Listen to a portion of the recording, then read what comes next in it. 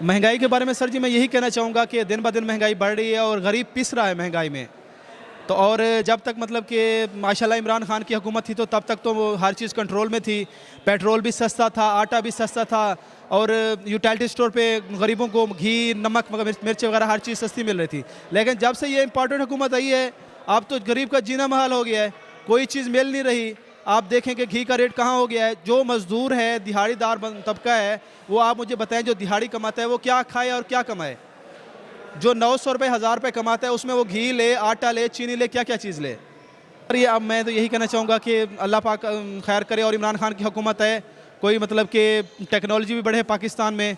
कोई मतलब कि आप जिस तरह इमरान खान जब तक था वहाँ पाकिस्तान में 5G की टेक्नोलॉजी लॉन्च होने वाली थी, लेकिन इम्पोर्टेड हुकूमत की वजह से अब इंटरनेट भी मतलब कि जो कंपनियाँ हैं वो भी परेशान हैं और उनको भी परेशानी का बहुत सारा सामना है।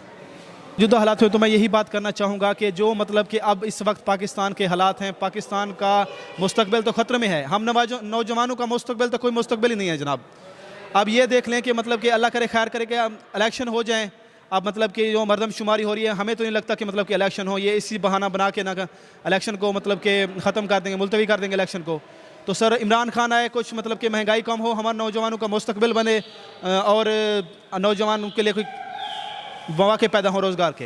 ये देखें कि आप जो मतलब कि हुकूमत जो है ना अपनी हुकूमत बचाने के लिए जो हथकंडे इख्तियार कर रही है, तो उससे तो मतलब कि देखें महंगाई भी बढ़ रही है और हर बंदे को पता है मतलब कि ये देखें कि हुकूमत के हथकंडों की वजह से गरीब भी पिस गया है और मामलात हर जगह ख़राब हो रहे हैं जनाब।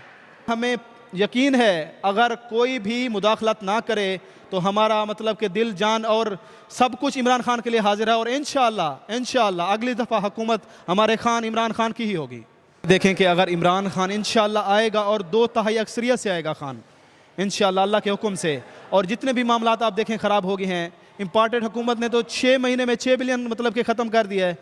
इमरान खान तो वो था कि वो जो वज़ीर आज़म उसमें भी नहीं रहा, उसने अपना अलहदा घर लिया हुआ था। और इंशाअल्लाह अगर इमरान खान साहब की हुकूमत आई तो वो नौजवानों के लिए बहुत अच्छे इक़दाम करें। लेकिन सर इमरान खान साहब तो देखें खुद कह रहे हैं कि जब भी गुफ्तगू करते हैं तो इय्याका नअबुदु व इय्याका नस्तईन से वो गुफ्तगू करते हैं, और इंशाअल्लाह अगर इमरान खान साहब अगर हुकूमत में आते हैं तो इंशाअल्लाह अल्लाह के हुक्म से हमारा पाकिस्तान तरक्की भी करेगा, ईमानी तौर पे भी मजबूत होगा। अब देखें अक़वाम मुत्तहिदा में सिर्फ इमरान खान ही है जो मतलब कि ला इलाहा इल्लल्लाह मोहम्मद रसूलुल्लाह पे बात की है, उसने कहा है कि हमारा ईमान ला इलाहा इल्लल्लाह मोहम्मद रसूलुल्लाह है।